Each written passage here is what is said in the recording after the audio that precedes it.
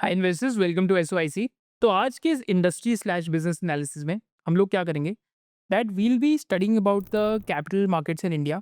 And आज हम थोड़ी डिफरेंट वीडियो करेंगे जिसमें हम लोग क्या करेंगे कि जो कंपनीज का बिजनेस मॉडल ट्रांजिशन हो रहा है from transaction linked revenues to actually में एनुअल रिकरिंग रेवेन्यूज, उनका ज़्यादा डिस्कशन करेंगे।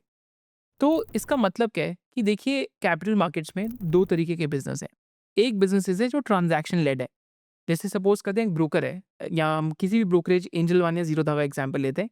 तो ये कंपनीज रेवेन्यू तब कमाती हैं जब एक ट्रांजैक्शन होती है इनके प्लेटफॉर्म पे। Then there are companies which are into wealth management space which have an ARR linked revenue, that is annual recurring revenue. Basically they will be advising the clients on their wealth. They could also be manufacturing products and selling it to the clients, and they could also earn via different type of subscription incomes. तो यहाँ पे जो आपकी annuity income है, यहाँ पे जो आपकी इनकम का फॉर्म है वो रिकरिंग इन नेचर है। माने स्टिकी एसेट्स होते हैं और आपके पास पैसा बेसिकली बार-बार आते हैं सेम क्लाइंट से। तो transaction linked revenues whenever a bear market comes तो बहुत तेज़ी से डिप हो जाते हैं। व्हेreas जो ARR रेवेन्यूज़ हैं ये स्टिकी एसेट्स इन नेचर होते हैं एंड यहाँ पे थोड़ी स्टेबिलिटी इन इनकम होती है। जैसे हमने 361 वेल्थ मैनेजमेंट फर्म एक लिस्टेड कंपनी है, तो उसका ARR रेवेन्यू काफ़ी ज़्यादा है। तो इस वजह से वैल्यूएशन भी जनरली ज़्यादा मिलती है। तो आज इंडियन स्टॉक मार्केट्स में ऐसी कंपनीज हैं जो प्योरली इस टाइम पे बेसिकली ब्रोकरेज या ट्रांजैक्शन लिंक्ड रेवेन्यूज कमाती हैं। एंड ट्रांजैक्शन लिंक्ड रेवेन्यू से they are turning into basically companies which are getting into wealth management, asset management. There are also companies which are getting into private equity. These are also companies which are getting into alternative asset management. And these are also the different types of companies जहाँ पे ARR revenue बढ़ रहा है। तो यहाँ पे business model transitions हो रही हैं। बट बिफोर डिस्कसिंग और doing a deep dive on these companies, पहले हम ले ऑफ द लैंड लेते हैं। तो इंडिया के अंदर अगर आप mutual fund AUM as a percentage of GDP देखते हैं तो आपको यहाँ से आइडिया लगेगा कि इंडिया में कितनी अभी ग्रोथ रनवे है। तो mutual fund AUM as a like upon GDP देखते हैं तो आज 17% है। Where this number is 123 in US, UK में 60% है। Where even in a country like Brazil this is 79%। Where अगर आप लास्ट 10 ईयर्स में देखते हैं तो म्यूचुअल फंड्स का AUM 20% पे ग्रो करा है, AIFs का AUM 56% पे ग्रो करा है, where insurance industry 12% per annum पे ग्रो करी है। एंड इंडिया का लाइक जो US या फिर अगर हम कंपैरिजन करते हैं डिफरेंट कंट्रीज से, तो इंडिया में जो पेनिट्रेशन है AUM upon GDP mutual funds की हमने पहले ही देखा वो 17 to 19% के बीच में, AIFs की 1% के आसपास है। बट सबसे interesting data which gives an idea कि why this industry is growing is that अगर हम इंडिया में SIP की ग्रोथ लगाते हैं कि आज महीने में जितने की भी SIP जाती है, आई थिंक 24 to 28,000 करोड़ के बीच में एक नंबर है। तो अगर SIP की ग्रोथ कंटिन्यू होती है तो बाय FY30 ये नंबर कितना आना चाहिए? This number every month should be close to 48,500 crore of monthly SIP run rate. And अगर इसी SIP रन रेट को हम अज्यूम करते हैं along with basically debt products and other products, and let's assume कि कोई भी नया लमसम नहीं आता, माने कोई भी लमसम इन्वेस्टमेंट नहीं करता, सब SIP करते हैं एंड SIP की ग्रोथ रेट कंटिन्यू होती है, SIP यहाँ से डबल हो जाती है एवरी मंथ। तो what will happen just on this basis the industry AUM will triple for equity in the next 5 years. So that is the size of opportunity for some of these players, and that is what is happening in the industry right now. Right, and this is why some of the capital market businesses have done well over last 5 years, but mind you it's a cyclical business जो हम risk factors towards the end जरूर discuss करेंगे। एक और चीज अगर हम industry को देखते हैं टॉप डाउन, तो इंडिया में आज भी 6.9% of households are investing in equities, whereas this number is 15 to 20% plus for other types of basically countries. And India में जो total Indian house hold assets देखते हैं तो सबसे ज़्यादा पोर्शन गोल्ड की तरफ है। गोल्ड के बाद this portion is more towards property, bank deposits. Actually में अगर आज भी हम इक्विटी का कंपैरिजन करते हैं बैंक डिपॉजिट से, so still there is more money in bank deposits versus equity when it comes to savings of Indian households. But all over the world क्या हुआ इस इंडस्ट्री में कि there have been different companies like BlackRock, Vanguard, Fidelity, State Street which have grown their AUM to literally trillions of dollars. जैसे BlackRock का 11.58 trillion dollars का AUM है, because they are into more of passive product. Similarly Vanguard is doing the same. India के अंदर भी Jio finance के साथ BlackRock ने JV करके स्टार्ट करा है। अब जियो फाइनेंस की भी हमारी वीडियो देख सकते हैं। फिर टॉप AMCs अगर आप इंडिया के अंदर देखते हैं तो SBI mutual fund is the largest right now, ICICI Prudential is the second largest, HDFC like mutual fund is the third largest, and Nippon is the fourth largest, right. And यहाँ पे जो इनका AUM है that is 11.52 trillion rupees.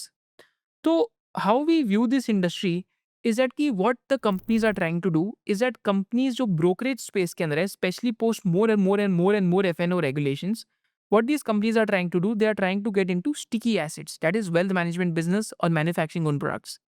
आप चाहे मोतीलाल ओसवाल पढ़िए, चाहे आप एंजल वन पढ़िए, तो आपको ये ट्रेंड बहुत एविडेंट हो जाएगा। चाहे आप अगर नुवामा का भी एग्जांपल लेते हैं, तो नुवामा भी बार-बार एआरआर रेवेन्यूज़ की ज़्यादा बात करते हैं। सिमिलरली अगर आप जेएम फाइनेंस का भी एग्जांपल लेते हैं, because all these companies have realised is that कि valuation at the end of the day sticky assets में या एसेट लाइट बिज़नेसेस में, तो यील्ड वाइज़ जेएम फाइनेंस और मोतीलाल ओसवाल से तीनों ही ऐसी कंपनीज़ हैं जिनसे 2016, 17, 18 साइकिल में मिस्टेक हुई थी। And now these companies are getting aggressively into asset light businesses, that is either of wealth management, investment banking, own as asset management companies, alternative asset management platforms, and or into distribution business. So this is a transition that is happening and we'll be discussing these three companies in depth. तो पहले तो हम देखते हैं yield wise JM और मोतीलाल से क्या गलती हुई थी 16, 17, 18 की साइकिल में। तो जेएम फाइनेंस, ईडलवाइज दोनों ही कंपनीज होलसेल लेंडिंग के अंदर थी। होलसेल लेंडिंग क्या होती है? जब आप रियल एस्टेट प्रोजेक्ट्स को लोन देते हैं या बड़े-बड़े डेवलपर्स को लोन देते हैं। तो these companies were doing this business because they had a lot of excess money from wealth management business और इन्वेस्टमेंट बैंकिंग बिज़नेस। तो कैपिटल एलोकेशन इन्होंने रियल एस्टेट बिज़नेस के अंदर स्टार्ट करी जहाँ पे लोन्स दे रहे थे। But again think about it, loans के बिज़नेस वही अच्छे होते हैं जो ग्रैन्युलर इन नेचर हो। जैसे आपने देखा होगा कि एचडीएफसी बैंक, बजाज फाइनेंस, ये लोग बार-बार बात करते हैं कि हमारी रिटेल बुक है। व्हेयरएज़ होलसेल बुक में क्या प्रॉब्लम होती है कि अगर आपने 50 डेवलपर को लोन दिया और एक डेवलपर जिसको 100 करोड़ का लोन आउटस्टैंडिंग था, इफ ही गोज़ बस्ट, तो अगेन अगेन आपकी 5000 करोड़ की अगर टोटल बुक है, तो उसमें से 2% ऑफ द बुक रातों-रात उड़ जाएगी। तो this is why this is a gruesome business to be in. तो अगर हम ईडलवाइज़ एंड जेएम फाइनेंस का दोनों का एग्जांपल लेते हैं कि ये दोनों कंपनीज़ उस टाइम पे हायर यील्ड्स पे लेंड करती थी, वेरी हाई यील्ड्स होती थी 13 टू 18%। देन इलिक्विड कोलैटरल्स होते थे बिकॉज़ अगर रियल एस्टेट प्रोजेक्ट बीच में ही रुक गया तो आपको प्रॉब्लम हो सकती है। देन इसके अलावा एक इस प्रोजेक्ट्स के अंदर बेसिकली टिपिकली जो रीपेमेंट्स होती थी, those repayments were bullet in nature, माने जब प्रोजेक्ट पूरा हो जाएगा तो एंड में आपको हम बुलेट रीपेमेंट कर देंगे, राइट? तो जेएम फाइनेंस और ईडलवाइज़ दोनों इस बिज़नेस के अंदर एक लाइक अग्रेसिव वे में 2011, 13 और 2014 के बीच में एंटर करे। एंड इस टाइम पे इस बिज़नेस के अंदर प्रॉब्लम्स आनी स्टार्ट हुई क्योंकि कंपनीज़ ने बहुत अग्रेसिवली भी लैंड करा एंड मार्केट में इस बिज़नेस का 17-18 तक परसेप्शन खराब हो चुका था। Why so? Because IL&FS crisis हुआ। तो companies like Piramal enterprises, companies like Edelweiss, company like JM finance, तो जेएम फाइनेंस का इवन दो लोन्स इतने खराब नहीं हुए बट स्टिल मार्केट में क्योंकि perception is not a good perception of wholesale assets, so this is why all these companies went through a down cycle. Similarly, at the same time, Motilal Oswal ने housing finance business start करा था because again housing finance businesses को उस time पे बहुत अच्छी valuations मिलती थी। तो ये बिजनेस 16-17 के आसपास स्टार्ट हुआ, तो 18 में अग्रेसिवली स्केल अप करने की ट्राई करी। बट अगेन प्रॉब्लम क्या है कि राइट ऑफ्स लेने पड़ गए बिकॉज लेंडिंग में लेंड करना ईजी है, पैसा कलेक्ट करना डिफिकल्ट है। तो FY19 में पोस्ट आईएलएनएफएस क्राइसिस एक काफ़ी बड़ा राइट ऑफ लिया कंपनी ने। अगर आप देखेंगे तो कंपनी ने यहाँ पे लॉसेस रिपोर्ट करे ऑलमोस्ट 200 करोड़ के। देन FY20 में बिजनेस थोड़ा स्टेबल हुआ, देन अभी स्टेबलाइज चल रहा है एंड ऑलमोस्ट 100 टू 150 करोड़ के पैट रन रेट पे चल रहा है। बट अगेन यहाँ पे ग्रोथ आना मुश्किल था, तो अगेन यहाँ पे कैपिटल एलोकेशन का एक प्रॉब्लम हुआ जो इन तीनों बिजनेसेस में अगर आप चेक करेंगे तो आपको 2011 से लेके 17 तक स्टॉक प्राइसेस सिमिलर दिखेंगे। फिर 17 से लेके 2020 तक स्टॉक प्राइसेस एक सिमिलर रिएक्शन देते हुए देखेंगे because of capital allocation mistakes. Now all three companies have done what, तो एक-एक करके बात करते हैं। तो जेएम फाइनेंस के केस में दे आर शटिंग डाउन और they are winding down the wholesale book lending on their own book. तो अभी ये बिस्पोक लेंडिंग करेंगे, बट होलसेल लोन्स का ये जो बिज़नेस है इसको इन्होंने काफ़ी रिड्यूस कर दिया है, राइट? तो यहाँ पे बुक को रन डाउन कर रहे हैं। ईडलवाइज़ के केस में क्या है, तो अगेन ये भी अपने होलसेल बुक को ख़त्म कर रहे हैं एंड इन्होंने 6 टू 7 बिज़नेस यूनिट्स बनाए हैं। 6-7 बिज़नेस यूनिट्स में एक अल्टरनेटिव एसेट मैनेजमेंट का बिज़नेस है, एक आपका लाइफ इंश्योरेंस का बिज़नेस है, जनरल इंश्योरेंस का बिज़नेस है, म्यूचुअल फंड्स का बिज़नेस है, एसेट रिकंस्ट्रक्शन का बिज़नेस है, राइट? इवन एनबीएफसी का बिज़नेस है जहाँ पे एसएमई और रिटेल लेंडिंग कर रहे हैं। एंड थिर्डली जब हम मोतीलाल ओसवाल की बात करते हैं तो वहाँ पे भी 4 टू 5 बिज़नेस सेगमेंट्स हैं, which includes their asset management business, which includes their wealth management business, which includes their something similar to जो ऑल्ट्स ईडलवाइज़ के अंदर है, वैसा एक टाइप ऑफ बिज़नेस है जो प्राइवेट वेल्थ के अंदर है। And it also includes their AMC business. AMC business अभी रिसेंटली 1.5 लाख करोड़ का एयूएम भी टच हुआ है।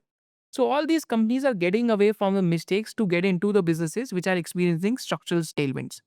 Just before going forward, अगर आप कैपिटल मार्केट सेक्टर को इंटरेस्ट से और डेप्थ में समझना चाहते हैं, या अगर आप कैपिटल गुड सेक्टर को बहुत इंटरेस्टिंगली समझना चाहते हैं, या अगर आप लैब ग्रोन डायमंड्स को बहुत डेप्थ में समझना चाहते हैं, or if you want to understand aroma chemicals, pre-engineered building and all the other sectors, then as a part of SOIC membership, what we have done is that we make really detailed sectoral deep dives for our students just to explain them कि different sectors को आप कैसे पढ़ सकते हैं. So this is a part of level 6 of the SOIC membership. And also, if you want to become a complete investor, then what we have done is that we've created multiple levels for you so that आपकी जो journey from a beginner to advance हो with SOIC हो. जैसे first level में हम आपको ये सिखाते हैं कि कैसे आप अपना एसेट एलोकेशन कर सकते हैं and how do stock markets work. Second level में हम आपको ये सिखाते हैं what is fundamental analysis and हम फंडामेंटल एनालिसिस कैसे कर सकते हैं. थर्ड लेवल में we teach you how to find intrinsic valuation of a stock. Fourth level में वी टीच कि how you can create an exit and entry framework. Fifth level में हम आपको सिखाते हैं कैसे आप स्टॉक्स को स्क्रीन कर सकते हैं एंड सिक्स लेवल में हम आपको सिखाते हैं कैसे आप डिफरेंट सेक्टर्स की स्टडी कर सकते हैं. एंड इसके साथ साथ as a bonus what we have done is that we have created 2 bonus sessions for you.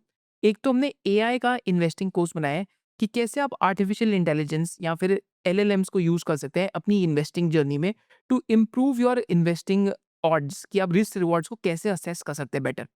And इसके साथ साथ हमने क्या करा है कि we have also created a crash course जिसमें लेवल 1 से लेके लेवल 5 की लर्निंग्स है एक क्रैश कोर्स के अंदर अवेलेबल है. तो ये जो दोनों बोनस फीचर्स हैं ये भी SOIC मेंबरशिप का पार्ट है. If you want to register for the SOIC membership, you can use the coupon code SOIC bonus 10 which will include both these bonuses as a part of your membership. The link to register is there in the description below.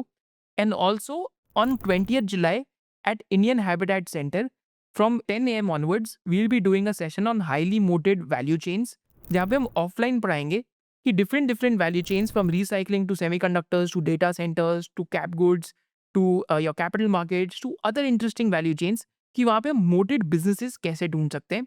And this is also part of SOIC membership जो हम offline sessions and online sessions कराते रहते हैं. With this let's go back to the video. तो पहले हम मोतीलाल ओसवाल का business discuss करते हैं. तो जब हम मोतीलाल ओसवाल का बिजनेस डिस्कस करते हैं तो इस बिजनेस के अंदर there are different segments that they operate in. एक तो इनका वेल्थ मैनेजमेंट बिजनेस है जिसके अंदर इनका retail broking and distribution business आता है. फिर इनका एक कैपिटल मार्केट का बिजनेस है जिसके अंदर ये इन्वेस्टमेंट बैंकिंग और इंस्टीट्यूशनल इक्विटीज का बिजनेस करते हैं. फिर इनका एक assets and private wealth management का बिजनेस है. तो बेसिकली इस बिजनेस के अंदर क्या करते हैं, इसके अंदर asset management business, private equity and साथ साथ बेसिकली प्राइवेट वेल्थ मैनेजमेंट का बिजनेस आता है. फिर एक होम फाइनेंस का बिजनेस है एंड फाइनली ट्रेजरी इन्वेस्टमेंट्स है. तो मोतीलाल ओसवाल 37 ईयर्स से इस बिजनेस के अंदर है. And apart from that how the company has gone is that कि कंपनी का जो 1987 में बिजनेस 1 लाख रुपीज से स्टार्ट हुआ था एंड आज कंपनी की market cap has crossed 50,000 odd crore के आसपास. एंड कंपनी की जो नेटवर्थ है 1 लाख रुपीज से 11,000 करोड़ की हो गई है बाय 2025. राइट. तो 37 ईयर्स की कंपाउंडिंग जर्नी है एंड लास्ट 11 ईयर्स में भी नेटवर्थ इनकी ऑलमोस्ट 10 टाइम्स ग्रो करी है. तो मोतीलाल ओसवाल में 2 तरीके के बिजनेस हैं. एक तो इनका ऑपरेटिंग बिजनेस है और एक इनका इन्वेस्टमेंट बुक बिजनेस है. तो ऑपरेटिंग बिजनेस कौन सा है? दिस इज अ बिजनेस जहाँ पे एसेट लाइट डाइवर्सिफाइड रेवेन्यूज है और each business is manage by a separate CEO. तो जैसे हमने ऊपर बिजनेसेस देखे, wealth management, capital markets, assets, private wealth management and home finance, these are the operating businesses माने जहाँ पे जब कोई कोर बिजनेस चल रहा है. फिर इनकी इन्वेस्टमेंट बुक्स है. तो इन्वेस्टमेंट बुक्स में क्या है कि बेसिकली प्रमोटर्स ने खुद से इन्वेस्ट कर रखा है एंड कंपनी के पास जो एक्सेस कैश है वहाँ से इन्वेस्ट कर रखा है in different types of products and in different equity forms जिसमें इन्वेस्ट कर रखा है, जिससे हाईली लिक्विड इन्वेस्टमेंट्स है और खुद की प्रमोटर्स की स्किन इन द गेम है. बट यहाँ पे मार्क टू मार्केट लॉसेस और गेन्स चलते रहते हैं.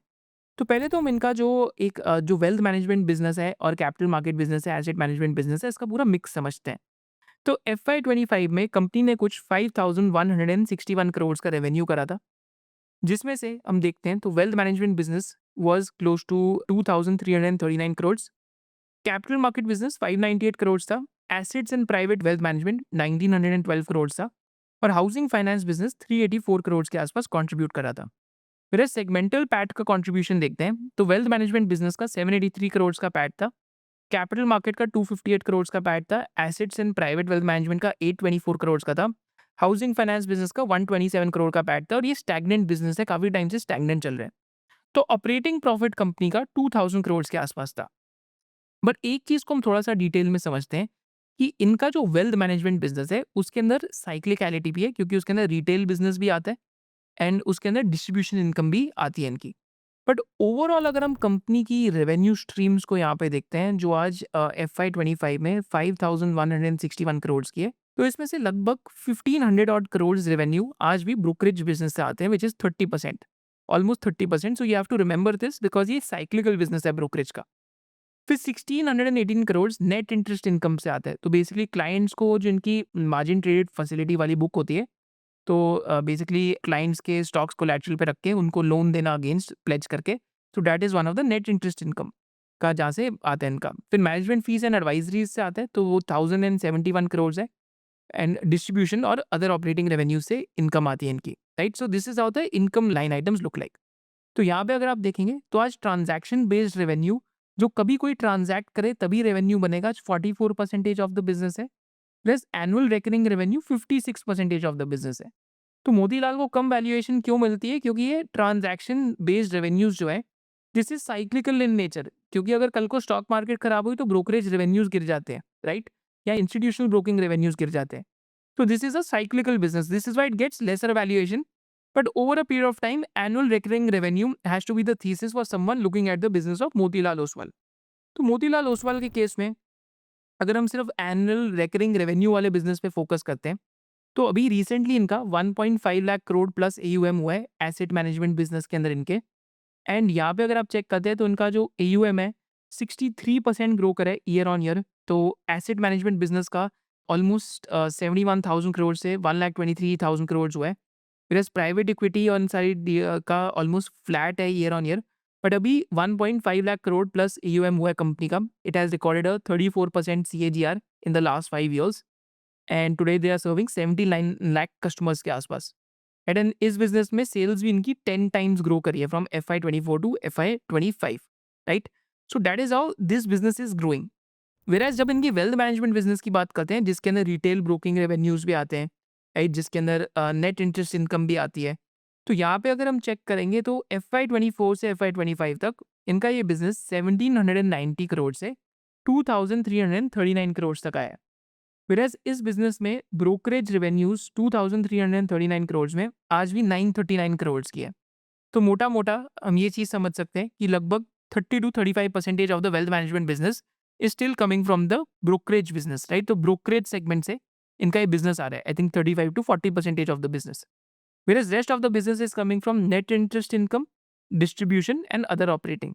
तो ओवरऑल बिजनेस के अंदर अगर हम चेक करते हैं तो हमने पहले भी देखा था कि आज 55 to 56% जो इनकी रेवेन्यूज है वो एनुअल रिकरिंग रेवेन्यूज है, 44% ट्रांजैक्शन लिंक्ड रेवेन्यूज है। एंड डिस्ट्रीब्यूशन इनका बिजनेस अभी बहुत फायर कर रहे हैं।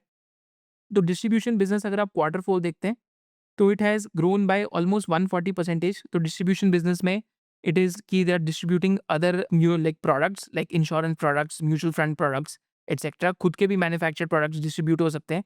तो वहाँ पे एक डिस्ट्रीब्यूशन लिंक्ड रेवेन्यू इनकम आती है।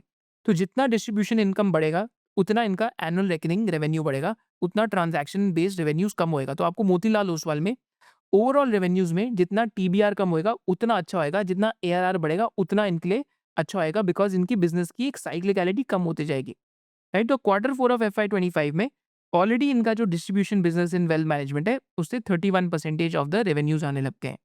फिर इनका एक और जो ट्रेजरी बुक का बिजनेस है which is the skin in the game, अगर देखते हैं तो 10,000 प्लस करोड़ की इनकी ट्रेजरी है, जिसमें प्रमोटर्स ने 3,200 करोड़ डाले हुए हैं, माने 6,800 करोड़ स्पॉन्सर ने डाले हुए हैं। जस्ट थिंक ऑफ इट कि कंपनी पास एक्सेस कैश था तो कंपनी ने इक्विटी और डिफरेंट इक्विटी प्रोडक्ट्स के अंदर इन्वेस्ट करा। एंड यहाँ पे अगर हम देखते हैं तो इस बिजनेस में क्वार्टर 4 FY 25 में 743 करोड़ का लॉस था।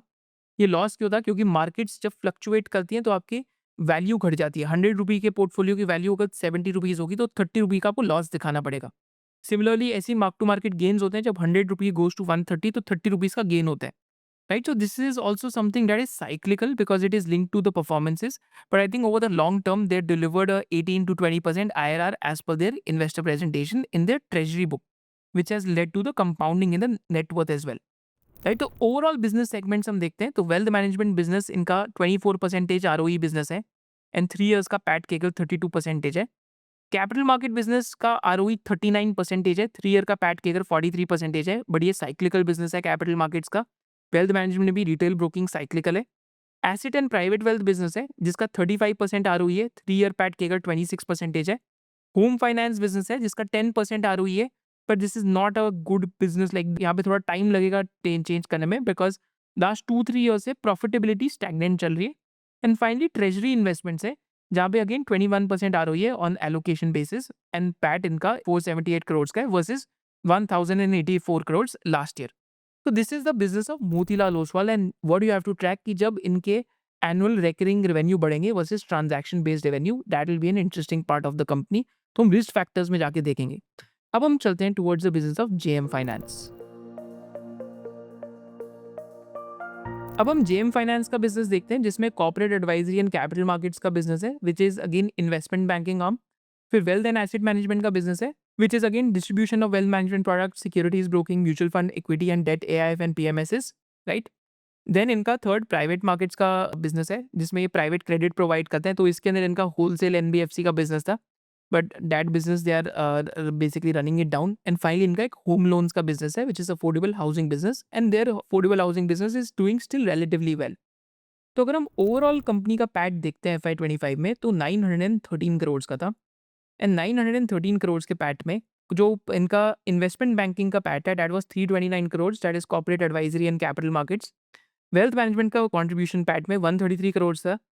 एसेट मैनेजमेंट बिजनेस इनका जस्ट ब्रेक इवन की तरफ चल रहा है, पर यहाँ पे स्टिल इन्वेस्ट कर रहे हैं काफ़ी, तो भी उसमें लॉस था 26 करोड़ का। प्राइवेट मार्केट्स में 48 करोड़ का लॉस था FY25 में, बिकॉज यहाँ पे होलसेल बुक को ये वाइंड डाउन कर रहे हैं। तो वो जो मतलब वहाँ से अपने जो पुराने लोन्स हैं उनको रिकॉल कर रहे हैं, उस बुक को वापस बिल्ड नहीं कर रहे, तो वहाँ पे नोशनल लॉसेस दिख रहे हैं अभी।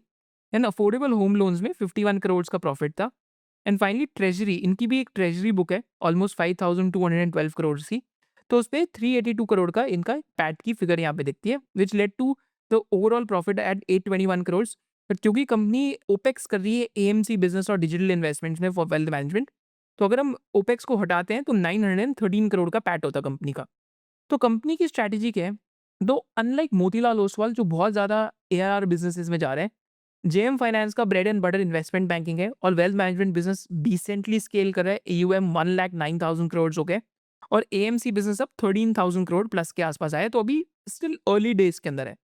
बट यहाँ पे मेन थिंग क्या है कि इनका होलसेल बुक जो है, that has de grown from 4,917 crore in Q4 FY24 to 2,787 crore. तो होलसेल बुक इनका डी ग्रो कर रहा है इस टाइम पे, राइट। तो यहीं पे आपको फोकस करना है कि इनका जो लेंडिंग बुक है in their private markets business, तो लेंडिंग बुक के अंदर as and when their loan book from wholesale keeps winding down, तो capital allocation will keep improving.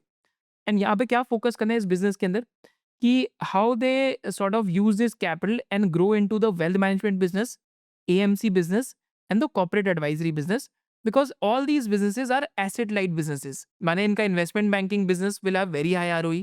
Similarly, wealth management business at full scale will have very high ROE, and AMC business will also have very high ROE once it scales. तो 3 years out, you can just imagine कि अभी next bull market जब भी आती है, तो शायद से investment banking business में जहाँ पे 350 to 400 करोड़ का पैट है, तो शायद से वो पैट नंबर डबल हो सकता है। Then you have to assume कि कंपनी का, अगेन मैं आपको वैल्यूएशंस के हिंट दे रहा हूँ आप कैसे कर सकते हैं, कि then you have to assume कि कंपनी का वेल्थ मैनेजमेंट बिजनेस अगर पैट में डबल हो जाता है, 260-270 करोड़ का आ जाता है, तो वहाँ पे अगर 15-20 की पी मिलती है तो क्या मल्टीपल बैठ सकते हैं। सिमिलरली एसेट मैनेजमेंट बिजनेस अगर ब्रेक इवन होकर प्रॉफिटेबल हो जाता है, वहाँ पे 50-60 करोड़ का पैट आता है, तो 3-4 ईयर्स में वहाँ पे क्या वैल्यूएशन मिल सकती है। एंड साथ साथ जो उनकी ट्रेजरी बुक है 5200 टू 300 करोड़ की, अगर उसको 1 टाइम्स का ही वैल्यूएशन मिलता है, तो आप एक एसओटीपी वैल्यूएशन कर सकते हैं, सम ऑफ द पार्ट्स। अब इन सारे सम्स को ऐड करके देख सकते हैं। और इनका जो एक होम लोन्स का बिजनेस है, उसकी जो इक्विटी है आई थिंक 790 टू 800 करोड़ की है, तो उसको आप 1.5 to 2 times price to book पे लेके वैल्यू करके देख सकते हैं। This is a homework that you should do in the comment section below, right. Even though इनका होलसेल लेंडिंग का बुक इस टाइम पे बेसिकली रन डाउन हो रहा है। तो this is with JM Finance, जहाँ पे फिर भी like unlike Motilal Oswal transaction based revenues रहेंगे, बिकॉज दे आर स्टिल, इनका ब्रेड एंड बटर क्या है, इन्वेस्टमेंट बैंकिंग, और इन्वेस्टमेंट बैंकिंग है सिक्लिकल बिजनेस, क्योंकि जब मार्केट्स खराब होती है तो इक्विटी आईपीओस ड्राई अप, पर उस टाइम पे क्यूआईपीस हो गई या एमएनए ट्रांजैक्शंस हो गई, तो वो भी काफ़ी अच्छा करती हैं। तो अगेन सिक्लिकल है, बट बहुत डीपली सिक्लिकल भी नहीं है जेएम फाइनेंस की स्केल पे। अब हम चलते हैं towards the third business of ईल्डवाइज। अब हम डिस्कशन करते हैं ईल्डवाइज का। तो ईल्डवाइज के अंदर again 2017 to 2019 was a bust period, पर उससे पहले कंपनी ने अच्छा करा एंड एक्चुअली में कंपनी के हिडन पार्ट्स की पोटेंशियल शो करने के लिए मैं आपको एग्जांपल देता हूँ। तो Nuvama wealth was actually demerged from Edelweiss and Nuvama wealth was a part of the Edelweiss. Edelweiss का आज पूरा मार्केट कैप 10,000 करोड़ है, व्हेरेas नोवामा का आज पूरा मार्केट कैप 26 टू 30,000 करोड़ के बीच में। I think it keeps fluctuating.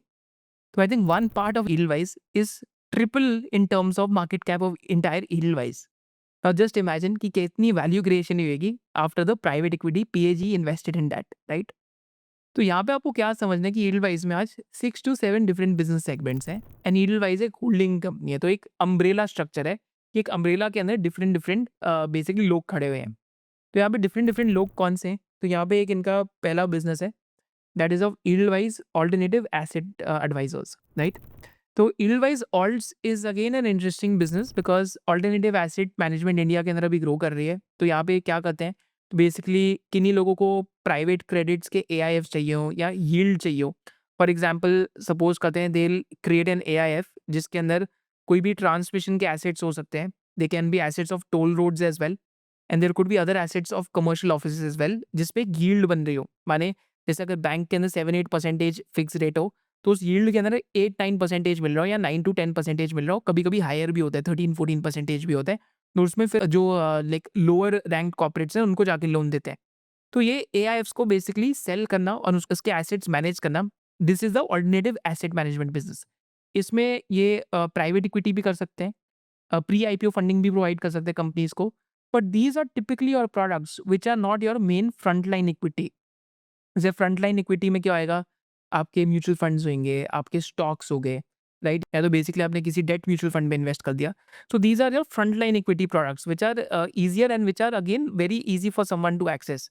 Ult's के अंदर क्या आएगा, ये हट के थोड़ी चीज़ें होती हैं। तो ये वर्ल्ड के अंदर alternative asset management has grown very well. तो ईडलवाइज इंडिया के अंदर नंबर 1 ऑल्टरनेटिव एसेट मैनेजर है। तो इनका एक part of the business Edelweiss ult's का है जिसका 230 करोड़ का पैट है and this is 100% owned by them and इस कंपनी का एक सेपरेटली आईपीओ आ रहा है। तो माने ईडलवाइज 15% इस कंपनी का आईपीओ में सेल कर रही है। तो अगेन होल्डिंग कंपनी स्ट्रक्चर बनेगा, तो हमें देखना पड़ेगा कि ईडलवाइज ऑल्ट्स को कितना वैल्यूएशन मिलता है once 15% by Edelweiss is sold, right? ये आईपीओ के स्ट्रक्चर में आ रहे हैं, नॉट अ डीमर्जर। जैसे नोवामा में डीमर्जर था तो 30% शेयर्स ईडलवाइज के एग्जिस्टिंग शेयर होल्डर्स को मिले थे।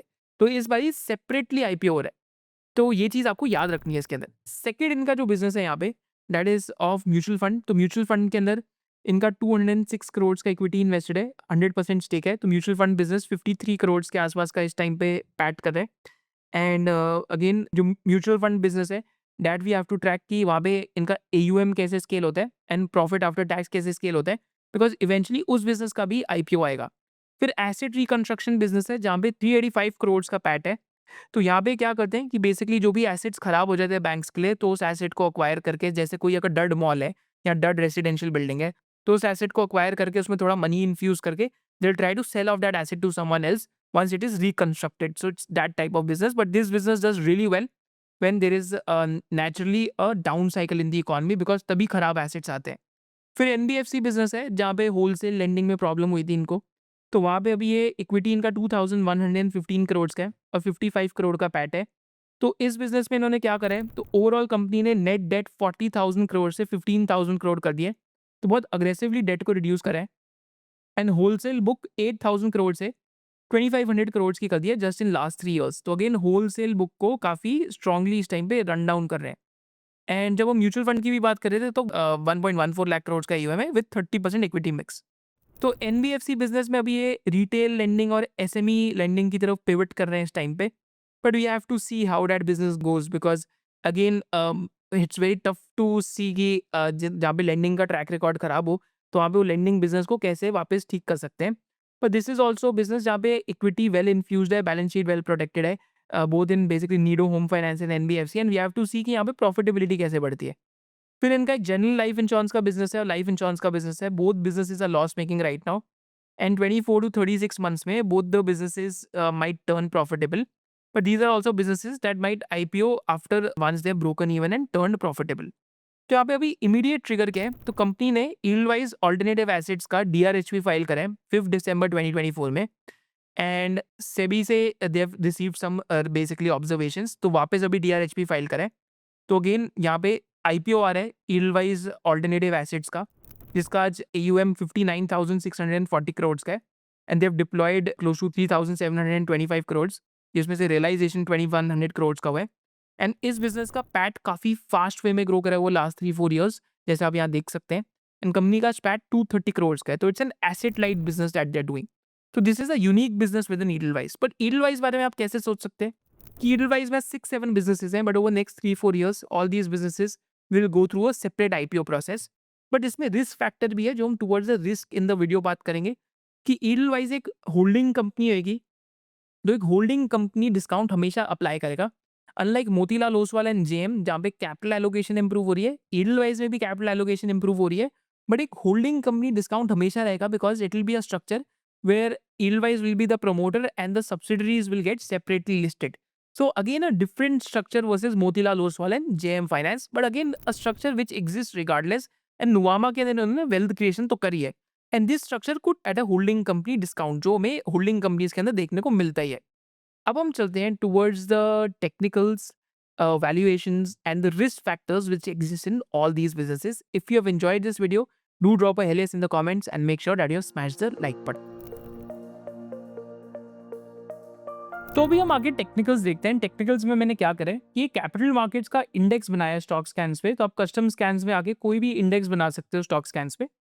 यहाँ पे हमने कैपिटल मार्केट्स का इंडेक्स बनाया है, इसके अंदर हमने 361 wealth management, Anand Rathi, Angel One, Edelweiss financial services, JM financial, Motilal Oswal, Nuvama wealth और प्रूडेंट कॉप एडवाइजरी डाला है। तो I have put in these businesses because these businesses are more towards wealth management, investment banking and all these type of activities.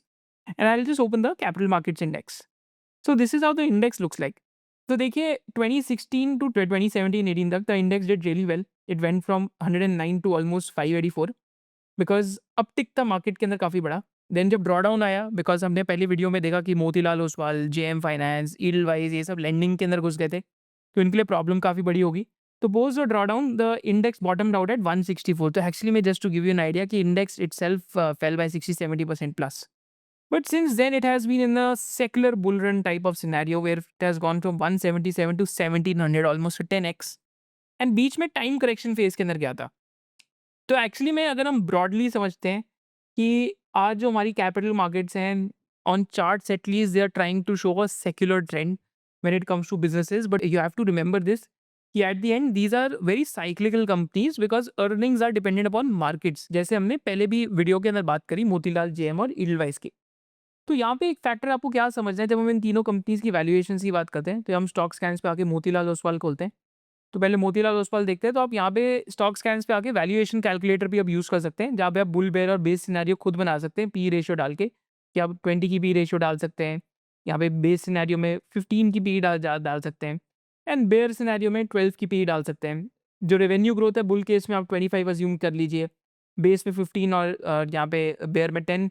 Similarly PAT growth bear bull में 25% assume कर सकते हैं, base case के अंदर 15 और बेयर के अंदर 10.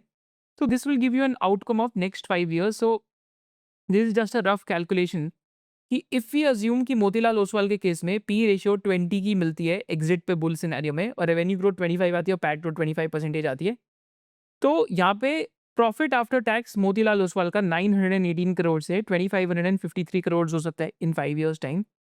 And if they get an exit P of 20 times on the exit, because Motilal Oswal में मार्क टू मार्केट गेन्स और ट्रेजरी गेन्स ये सारी चीज़ें बहुत होती हैं, तो यहाँ पे ऑलमोस्ट मार्केट कैप का कुछ पोटेंशियल सिनेरियो ये बन सकता है जब हम बुल बेयर और बेस सिनेरियो करते हैं कि आज 55,000 करोड़ की मार्केट कैप शायद से 1.5 लाख करोड़ हो जाए. बेस सिनेरियो देखते हैं, तो बेस सिनेरियो के अंदर हम देखते हैं कि बेस सिनेरियो में प्रॉफिट ग्रोथ आती है 15% की. एक्चुअली बेस सिनेरियो में प्रॉफिट ग्रोथ सपोज करते हैं हम 20% कर देते हैं, अगेन थोड़ा अग्रेसिव होते हैं just to make you understand कि बुल बेयर बेस सिनेरियो कैसे चलता है. तो कंपनी का मार्केट कैप एक्चुअली में प्रॉफिट कंपनी का 2500 करोड़ से 6200 करोड़ जा सकता है in the next 5 years. And actually में अगर आप P ratio like base scenario में 15 की पकड़ते हैं, तो market cap just less than slightly double होएगा नेक्स्ट 5 years, राइट. ये नेक्स्ट 3 years की भी हम एक्टिविटी कर सकते हैं, अभी मैं 5 years की कर रहा हूँ.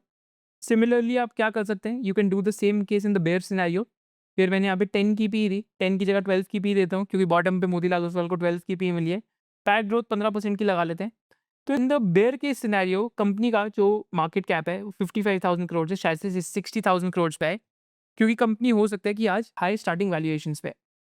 Another thing that you can assume to make it even more interesting is that कि you can play around with current price. Now let's say कि अगर मोतीलाल ओसवाल का प्राइस 650 हो जाता है, let's take an example, right? तो just look at the idea of margin of safety कि if the price falls, right, if the price falls then your IRR goes up, then your CAGR goes up, right? तो ये cyclical businesses है, इनमें opportunities मिलेंगी और bull bear और base scenario आप stock scans पे आके यूज कर सकते हैं to get a better idea कि हमें मार्जिन ऑफ सेफ्टी कहाँ पे मिलते हैं, जहाँ पे मेरा जो बेस सिनेरियो है उसके अंदर भी एक डिसेंट सीएजीआर कैप्चर हो, राइट? तो this is how you can use stock scans to do bull bear and base scenarios. Same आप जेएम फाइनेंस पे कर सकते हैं, जहाँ पे इन्वेस्टमेंट बैंकिंग का लाइक मार्जिन और बेसिकली वैल्यूएशन साइक्लिकल रहता है। यील्ड वाइज में भी कर सकते हैं, बट यील्ड वाइज में आपको सम ऑफ द पार्ट्स वैल्यूएशन करना पड़ेगा, क्योंकि जैसे हमने वीडियो में पहले देखा, यील्ड वाइज में डिफरेंट डिफरेंट एंटिटीज निकल के आएंगी। अब हम towards the risk factors and conclusion की तरफ चलते हैं टू अंडरस्टैंड बेटर कि रिस्क फैक्टर और कंक्लूजन इस वीडियो में हम कैसे देख सकते हैं।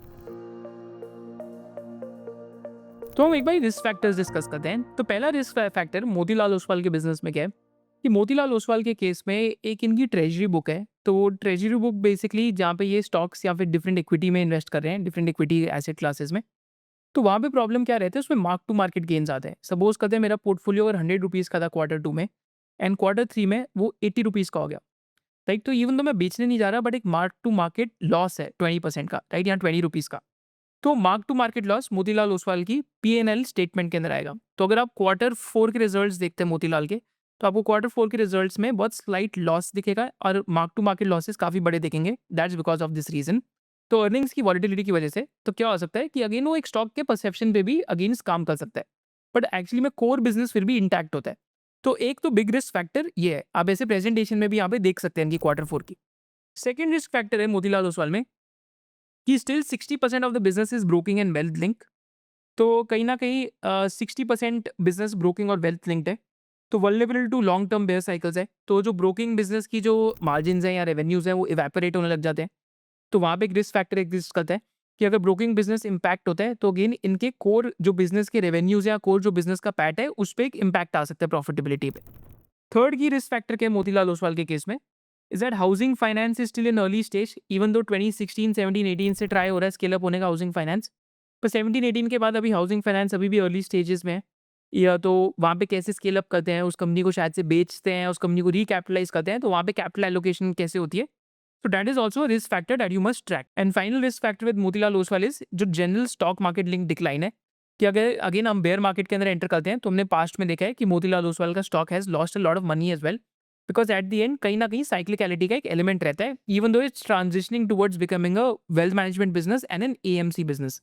सो that is a risk factor, क्योंकि अभी कंप्लीटली ट्रांजिशन होने में थोड़ा और टाइम लगेगा, बट काफी हद तक ट्रांजिशन हो चुका है। तो ये भी आपको एक रिस्क फैक्टर याद रखना है। एंड आपको ये भी याद रखना है कि जो इनका इन्वेस्टमेंट बैंकिंग डिवीजन का आर्म है, वहाँ पे आईपीओ जब स्लो डाउन हो जाते हैं तो वहाँ से भी प्रॉफिटेबिलिटी चले जाती है। तो that is also risk factor to remember. जब हम ईडल वाइज की बात करते हैं तो ईडल वाइज में क्या रिस्क फैक्टर्स हैं कि ईडल वाइज में देयर आर एटलीस्ट 7 एंटिटीज। तो एक होल्डिंग कंपनी का रिस्क फैक्टर है, because holding companies usually discount पे ट्रेड करती हैं। तो unlike a demerger which happened in the case of Nuvama, right, which was very minority share holder friendly, तो यहाँ पे अभी ईडलवाइज सेपरेटली आईपीओ कर रहा है ईडलवाइज ऑल्ट्स बिजनेस का। तो ऑल्ट्स बिजनेस सेपरेटली आईपीओ होएगा, तो उससे भी क्या होएगा कि ईडलवाइज इवन तो 15% स्टेक अभी सेल कर रहे हैं, but still Edelweiss will be still a holding entity, माने वैल्यू अनलॉक तो हुई ही ऑल्ट्स में, बट कहीं ना कहीं वो एक होल्ड को भी डिस्काउंट में भी दिखना चाहिए कि होल्ड को में डिस्काउंट भी रह सकता है। तो ये चीज़ आपको याद रखनी है, बिकॉज अब ईडलवाइज के अगर डिफरेंट एंटिटीज़ के आईपीओज आते हैं तो ईडलवाइज की स्टैंड लोन कंपनी में तो होल्डिंग कंपनी डिस्काउंट आपको दिखने लग जाएगा। तो that is something to remember. Second क्या है कि अभी भी life insurance business is loss making, right? तो वहाँ पे हो सकता है अगर इनको कैपिटल की नीड शायद से और हो सकती है, बट 24 to 36 मंथ्स में that should start turning a corner. तो that business is also there. Third risk factor क्या है, जो इनका एसेट रिकंस्ट्रक्शन का बिजनेस है, जहाँ पे बेसिकली ये डिफरेंट सिक एसेट्स को लेके टर्न अराउंड करते हैं। तो वो भी स्लो डाउन के थ्रू जा रहे हैं। वाइज हो बिकॉज अभी जनरली एसेट क्वालिटी साइकिल काफ़ी अच्छा कर रही है, तो वो हमें याद रखना है कि वो भी एक रिस्क फैक्टर हो सकता है, बिकॉज वहाँ पे अभी स्लो डाउन चल रहा है। तो that is we have to see कि how that business also starts picking up. फिर एक रिस्क फैक्टर और क्या हो सकता है बिजनेस में कि अभी जो इनका एनबीएफसी का बिजनेस है, तो वहाँ पे ये जो रिटेल क्रेडिट है उसको स्केल करना चाहते हैं, एसएमई लेंडिंग स्केल करना चाहते हैं।